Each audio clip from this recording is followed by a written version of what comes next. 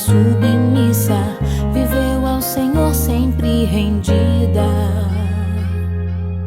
Bendita entre as mulheres, exemplo será para sempre. Bendito é o fruto do seu ventre. Alcançou graça no Senhor. Ela disse em seu coração: engrandece, alma minha, meu Deus e meu Salvador,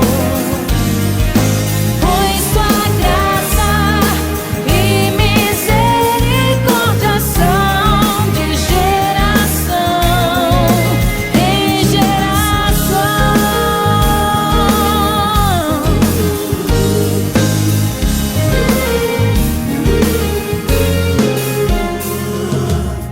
O anjo de Deus lhe disse: não temas, és escolhida, e a ti um favor foi concedido.